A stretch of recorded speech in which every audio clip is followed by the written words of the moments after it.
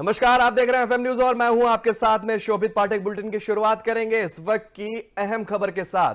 वित्त मंत्री निर्मला सीतारमण आज यानी कि बुधवार की सुबह 11 बजे अपने बजट भाषण की शुरुआत करेंगी। यह मोदी सरकार के दूसरे कार्यकाल का आखिरी पूर्ण बजट है और ऐसे में इस बजट भाषण के दौरान 140 करोड़ देशवासियों के लिए बड़ी घोषणाएं हो सकती हैं। वित्त मंत्री निर्मला सीतारमण लगातार 5वीं बार बजट पेश करेंगी। पिछले 2 वर्षों की तरह इस बार भी वित्त मंत्री पेपरलेस बजट पेश करेंगी।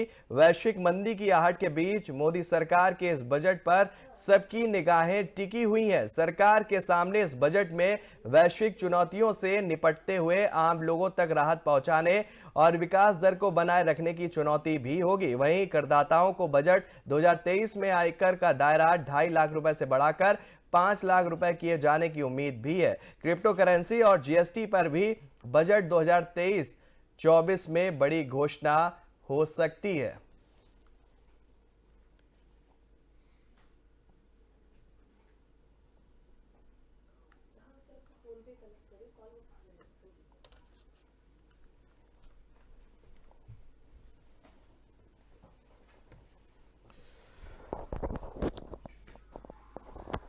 और हमारे साथ बजट पर चर्चा करने के लिए डीसी शुक्ला चार्टर्ड अकाउंटेंट हैं, जो कि वो हमारे साथ जुड़ चुके हैं। डीसी शुक्ला जी, बहुत बहुत स्वागत है हमारे चैनल में।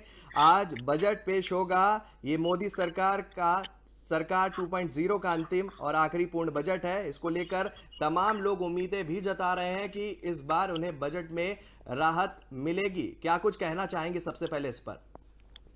देखिए, ये बजट तो वैसे ही तो लोक लुभावन बजट हो सकता है, क्योंकि ये इलेक्शन के पहले का आखिरी बजट है और उम्मीदें भी काफी ज्यादा हैं।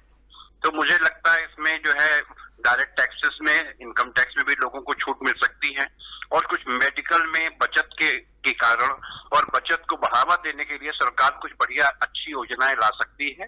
इस तरह की उम्मीदें इस बजट से की जा रही हैं। जैसा कल हमारा इकोनॉमिक सर्वे आया है, उसमें भी इस तरह की अवधारणा आई है कि कुछ इस तरह का कंसेशन, इस तरह की घोषणाएं इस बजट पे की जा सकती है। बिल्कुल। देखिए डीसी शुक्ला जी, 9 साल की अगर बात करते हैं तो 9 साल से आयकर स्लैब में कोई भी बदलाव नहीं किया गया है, तो लोगों को उम्मीदें भी हैं कि इस बार कुछ बदलाव देखने को मिल सकता है। देखिए, इसका इस बार एक बहुत अच्छा कारण भी है। अभी कुछ दिन पहले अगर आपने देखा होगा तो पार्लियामेंट में या अदरवाइज उन्होंने, सरकार ने कहा था कि 7.5 लाख रुपए तक जिस परिवार की अब वार्षिक इनकम होती है, उसको नॉर्मली, उसको सामान्य श्रेणी में ही कहा जा सकता है। उसको निर्धन तो नहीं, लेकिन उसको गरीबी रेखा तक ही कहा जा सकता है। तो अगर उसको नैरेटिव को अगर आप ले लें तो जो लिमिट है 2.5 लाख की बहुत कम है। अगर 7.5 लाख, जब एक बार सरकार खुद मान रही है कि 7.5 लाख की वार्षिक जो इनकम है वो कम है, तो मेरे ख्याल से 2.5 लाख के लिए तो लिमिट बढ़ाई जा सकती है या 87A का जो डिडक्शन है वो बढ़ाया जा सकता है। कुल मिला के इस तरह का प्रभाव दिया जा सकता है कि जिसको 7.5 लाख रुपए तक की जिसकी इनकम हो उसको टैक्स न देना पड़ेगा।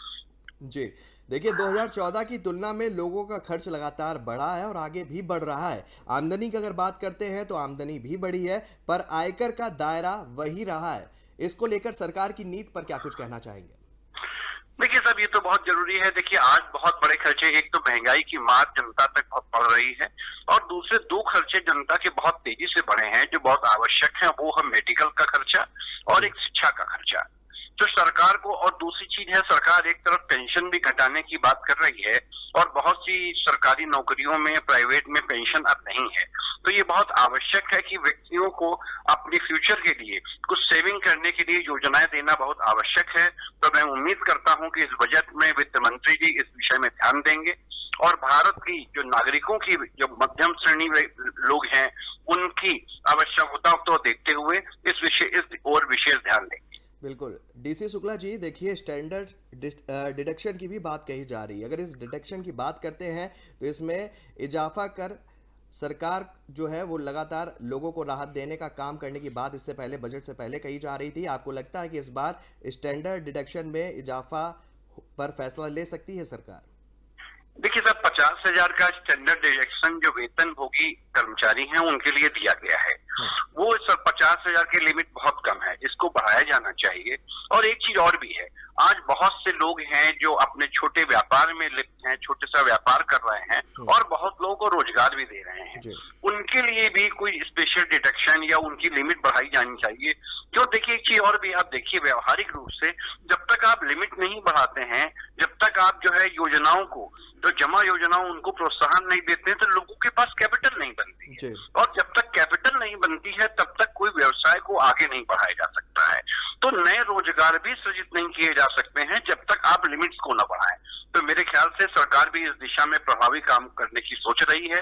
और जैसा इकोनॉमिक सर्वे से भी कल लगा कि सरकार रोजगार के सृजन के लिए बहुत बहुत ज्यादा उसके लिए चिंतित है और दिशा में एक सकारात्मक इस बार कहे जो कदम है वो हम लोग उम्मीद कर रहे हैं इस बजट के माध्यम से। बिल्कुल शुक्ला जी, देखिए रोजगार की बात हो गई और बात उम्मीद, जो युवा है वो लगातार रोजगार को लेकर आक्रोशित भी होता है और सरकार से मांग भी करता है कि बजट के जरिए ही सही कुछ हमारे लिए नया देखने को मिले, और वो इस बार भी बजट से यही उम्मीद लगा रहा है। लेकिन अगर बात कर लेते हैं उद्योगों की, क्योंकि वैश्विक मंदी जो है कई देशों में भी चरम पर चल रही है और ऐसे में ये बजट पेश किया जा रहा है, ऐसे में उद्योगों के लिए क्या कुछ बड़ी घोषणा हो सकती है?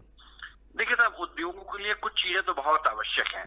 एक बहुत इससे वैसे बुनियादी चीज है कि पहली चीज तो ये कि उद्योग को जो है एक छूट दी जानी चाहिए कि जैसे आज का युवा नौकरी की तरफ ज्यादा जा रहा है और उसकी व्यापार की तरफ कम जा रहा है, और ये रुझान आप देखिए पिछले 5-7 सालों से देखने को मिल रहा है।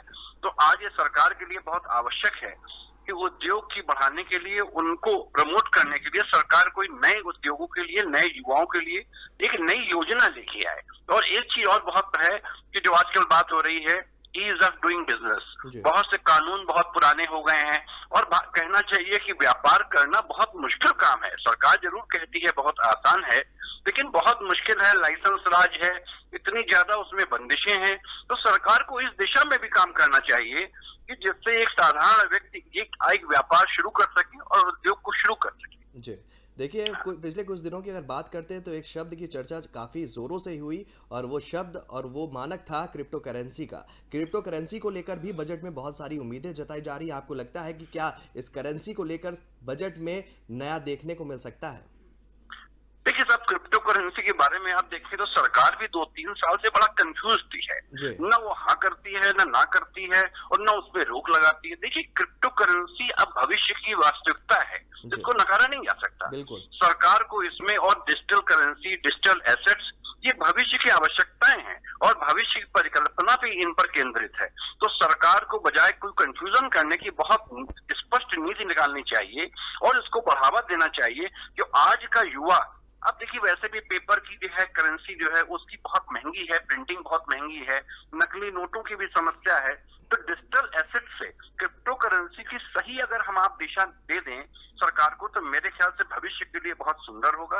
और जो आगे की नई जनरेशन आ रही है, जो मोबाइल से और गजेट से सारा का सारा व्यापार करना चाहती है, उससे सरकार को भी सहूलियत रहेगी और लोगों को भी व्यापार वृद्धि में बहुत सहूलियत रहेगी। बिल्कुल। मेरा अंतिम सवाल आपसे डीसी शुक्ला साहब ये है कि लगातार पिछले अगर बजट की बात करते हैं तो उस बजट में भी लोगों ने कई उम्मीदें जताई थी कि इस बार इस बजट में हमें राहत मिलेगी, सहूलियत मिलेगी, लेकिन ऐसा कुछ बड़े स्तर पर देखने को नहीं मिला था। लेकिन अब ये जो जैसा आज बजट 11 बजे पेश किया जाएगा, इसको लेकर भी हर वर्ग, युवा से लगाकर उद्योग तक, हर वर्ग जो है, आम आदमी भी इस बार बजट को टकटकी लगाकर देख रहा है। आपको लगता है कि पिछले बार से बेहतर हो सकता है ये बजट? और अगर बेहतर होगा तो उसमें प्रमुख कौन कौन से वो मानक शामिल होंगे जिनको लेकर लोगों को सहूलियत मिल सकती है? देखिए साहब, सरकार के सामने अगर आप देखिए तो उसके सामने भी बड़ी विकट समस्या है। एक तरफ तो हर व्यक्ति उससे राहत चाहता है, टैक्सों की छूट चाहता है, और दूसरी तरफ विकास भी चाहता है।